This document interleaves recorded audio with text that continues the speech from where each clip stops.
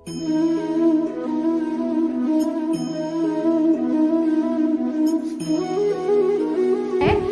क्यों हमें ये बार बार फेस्टिवल आता है और फेस्टिवल का मेन अट्रैक्शन रहता है विधि, और उसमें रहता है मूर्ति पूजा।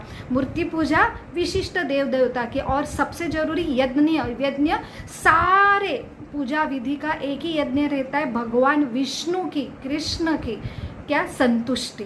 तो ये यज्ञ संतुष्टि के लिए हमें मूर्ति पूजा की सलाह दी जाती है, हमारा मेन फेस्टिवल का अट्रैक्शन रहता है। लेकिन उसके फिलॉसफी बैकग्राउंड अगर हमें नहीं हो, साइंटिफिक नॉलेज नहीं हो, तो हम एक फॉर्मल, एक रिचुअल, इसके द्वारा ही हम क्या करेंगे, फॉलो करेंगे, और सीरियसनेस हमें, विश्वास, श्रद्धा नहीं जागृत हुई। इसलिए हमने ये सेमिनार चालू किया है कि उसके पीछे साइंटिफिक बेस क्या है, तो हम जानने का प्रयास करेंगे। तो अभी तक हमने चर्चा की थी कि हर टाइम विधि, मूर्ति पूजा हमें करने के लिए बाधित किया जाता है।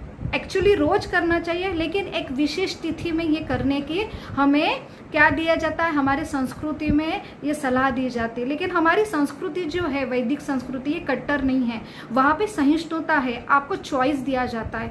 इसलिए ये डिस्कशन की ज़रूरत है, क्योंकि अगर हम समझे तो बहुत ही अच्छे से श्रद्धा भाव से करेंगे, तभी हमें उसका फ़ायदा हो। तो अभी तक हमने देखा है कि हम क्या है, एक शरीर है, उसके बाद एक मन है, हम बुद्धि, अहंकार, और उसके पीछे हम आत्मा भी है। ये हमारी सही आइडेंटिटी है, जो ये मृत्यु लोक में जो तमस है, इसकी वजह से हम भूल जाते हैं हमारी सही आइडेंटिटी। हम सिर्फ शरीर के लेवल पे रहते हैं, लेकिन हम कैसे जाने, क्योंकि शरीर हमें दिखता है, मन तो भी दिखता है, बुद्धि भी हम समझ सकते हैं, कैसे जाने कि हम आत्मा है। और उसके बाद एक बड़ी आइडेंटिटी आती है कि हम भगवान के अंश है। इसलिए अलग अलग विधि विधान आते हैं जो हमारा संबंध प्रस्थापित करते हैं। ऐसे नश्वर, जो शाश्वत, अनश्वर और शाश्वत हमारी आइडेंटिटी है, भगवान के अंश है हम।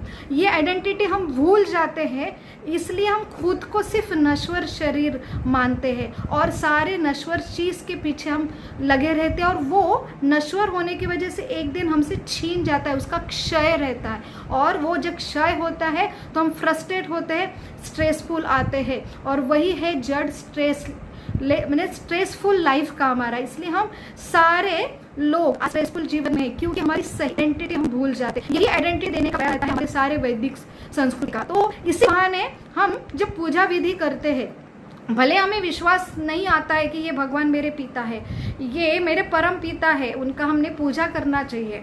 एटलीस्ट आज तो भी में उनका थैंक्स करना चाहिए, उनका स्मरण करना चाहिए, उनको अलग अलग भोग व्यंजन प्रदान करना चाहिए, उनसे प्रार्थना, उनकी स्तुति करना चाहिए, अलग अलग जो कथा आती है उनका स्मरण करना चाहिए। लेकिन एटलीस्ट शुरुआत फॉर्मेलिटी से होती है।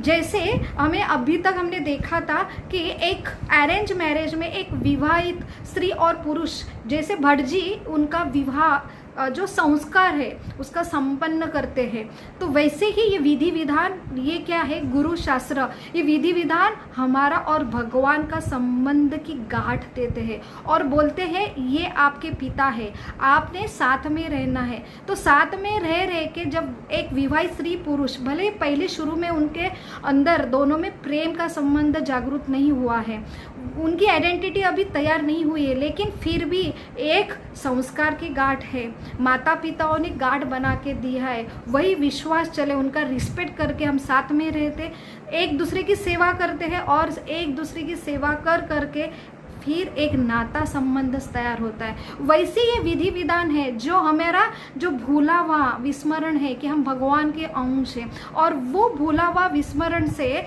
हम क्या करते हैं, हम नश्वर शरीर ही अपनी आइडेंटिटी, और सारे जो रिलेशन है जो सही में नश्वर है, वो अगर बदल होता है या हमसे छीन लेते हैं तो हम क्या होते हैं, बहुत ही दुविधा में आते हैं, हमारा नैराश्य बढ़ता है, क्योंकि हमारी सही आइडेंटिटी हम भूले हैं। और वही आइडेंटिटी जागृत करने के लिए हमें ये बोला जाता है विधि विधान, ये एक क्या है, संस्कार है, गुरु है, एक हमारे जीवन में, और वो लाते हैं कि ये आपका संबंध है, आप करो, साथ में रहो। साथ में रहने के बाद हमें ये बोला जाता है आपके पिता है, आप उनका नतमस्तक हो उनके सामने, उनको थैंक यू बोलो और उनको पूजा करो, उनको व्यंजन दो, सारी चीज़ उनसे आ रहे। भले हमको स्मरण नहीं हो, हमें साइंटिफिकली हमें लगता है कि हम सब कोई मनुष्य ही क्या है, स्वामी है, सब करता धरता हम ही हैं, हमें भगवान का हाथ इसके पीछे नहीं दिखता है, क्योंकि ये साइंस है, ये साइंस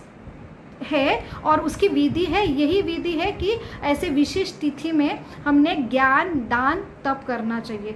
तो ज्ञान है, ये ज्ञान का दान आज हमारा जो ज्ञान है, भगवान कौन है, हम कौन है, और ये ज्ञान शुरुआत होने के लिए उनका विज्ञान जो हमारे जीवन में अनुभूति होने के लिए साथ में है। भगवान कैसे है, जो भगवान के भक्त है वो हमें आइडेंटिटी देते हैं। जैसे कुंती महारानी बोलती है कि नमस्ते पुरुषं त्वाद्यम ईश्वरम प्रकृति पुरम अलक्षम सर्वभूताना अंतर बहिर अवस्थितम। भगवान अंदर भी है, बाहर भी है, लेकिन हम उनको जान नहीं पाते। तो यही है एक बड़ा साइंस, और साइंस है, और हमारा जो हमारी जो स्थिति, हम देहात्म बुद्धि में स्थित है इसलिए, और तमस का जो वातावरण है इसलिए हम उनको जान नहीं पाते। तो ये एक शिक्षण प्रणाली है जो विधि विधानी आते हैं कि हमें भगवान की पूर्ति पूजा और उनका स्मरण करना चाहिए। ये शुरुआत होती है। हमेशा अगर स्मरण करें, अगर रोज के जीवन में हम स्मरण करें और उनका रोज संग करें, जो शास्त्रों का संग करें, जो भगवान के आदान प्रदान करें, तब धीरे धीरे ये संबंध स्थापित होता है। साइंस में आगे जाके हमको रियलाइजेशन आता है कि सही में अंदर भी भगवान आत्मा और परमात्मा के रूप में हमारे साथ है, और बाहर सब जगह भगवान का अस्तित्व है।